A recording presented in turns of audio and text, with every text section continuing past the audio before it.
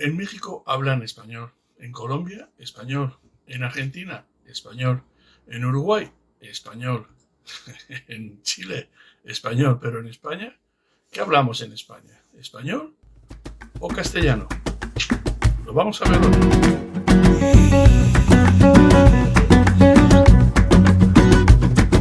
Es un tema recurrente de decir si en España hablamos español o castellano.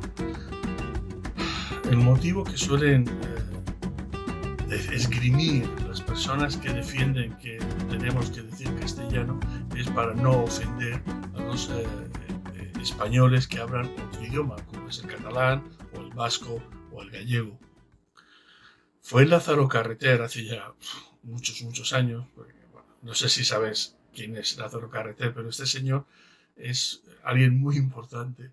Él escribía, durante mucho tiempo escribió los libros de texto de lengua y literatura españolas de los colegios de secundaria, lo que hoy es secundaria y bachillerato. Así que muchos españoles estudiamos lengua y literatura con sus libros.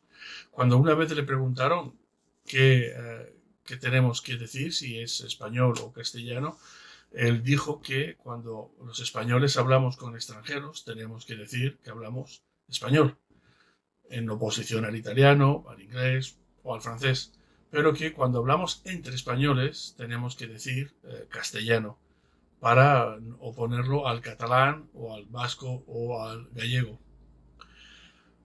Y esta es la idea que ha quedado hoy realmente en toda España. Se puede ver en las señales de tráfico, ¿eh? Se puede ver en los periodistas cuando escriben y nombran ciudades de Cataluña o de País Vasco o de Galicia. No las nombran en español, sino como se dicen en la lengua regional, dando a entender que se acepta la lengua regional en igualdad de condiciones que la lengua nacional de todos los españoles. Esto es un poco complicado.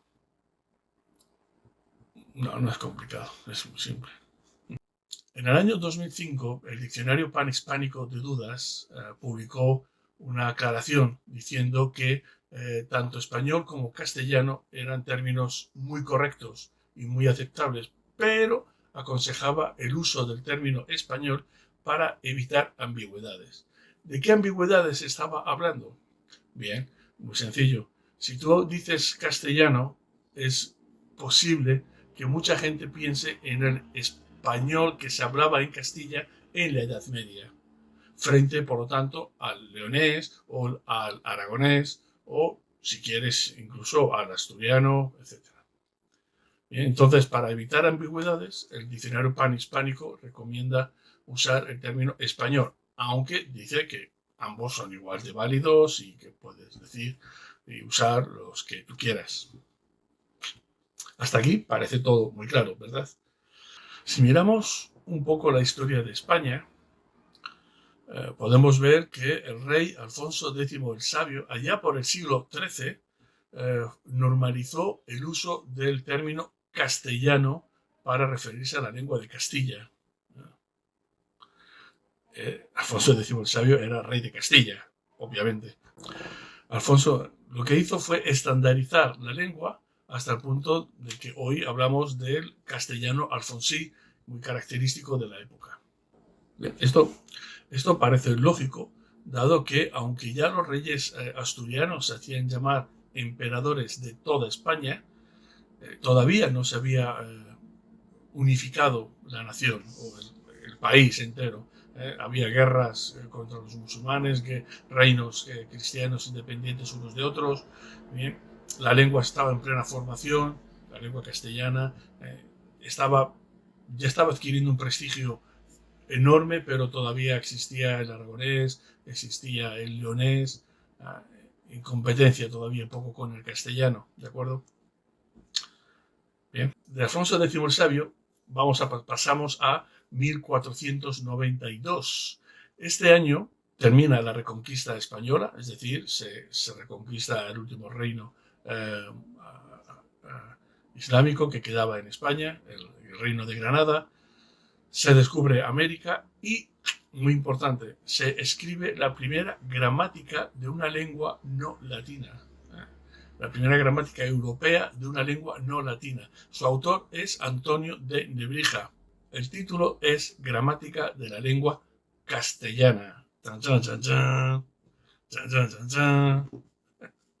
A medida que el reino de Castilla adquiría protagonismo internacional y se consolidaba como podemos decir, el centro del imperio, los términos castellano y español para referirse a la lengua se iban alternando con mayor profusión, hasta que en 1611 un señor llamado Covarrubias escribió el que se considera el primer diccionario de la lengua que tenemos, que es el Tesoro de la lengua castellana o española. Ese es el título, Tesoro de la lengua castellana o española. Es decir, que ya en el siglo XVII, a principio, hay conciencia de que el idioma es castellano, pero también es español, ¿no?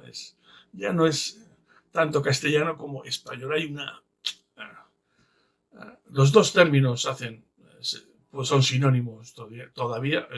Cuidado, aquí castellano es porque es el origen todavía de Castilla.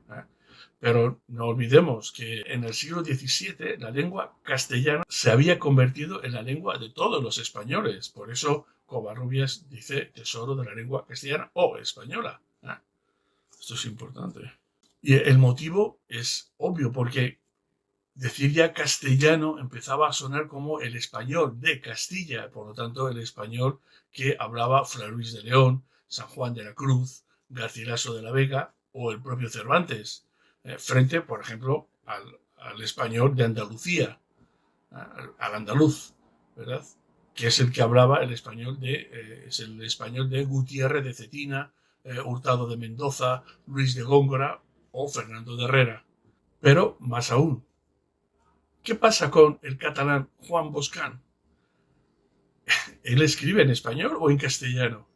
Es un poco raro, ¿no? Él escribe en el siglo XVI. ¿Qué idioma emplea?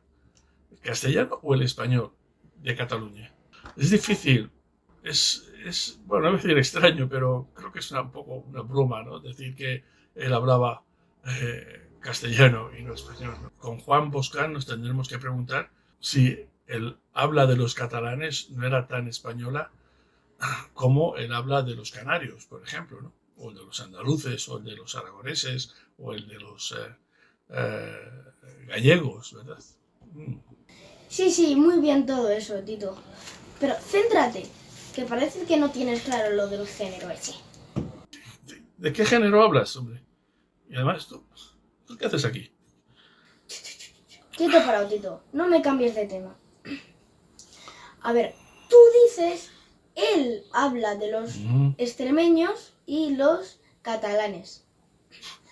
Pero después tú te equivocas y es la de los canarios y en realidad es el de los canarios. Esta parte la tienes que repetir, obviamente, porque si no quieres hacer el ridículo, pero es un consejo de sobrino, ¿eh? No te hagas el listo conmigo. Mira, te lo explico rápidamente. No hay ningún error. Se trata de evitar una cosa que se llama la cacofonía. ¿Caco qué? Cacofonía.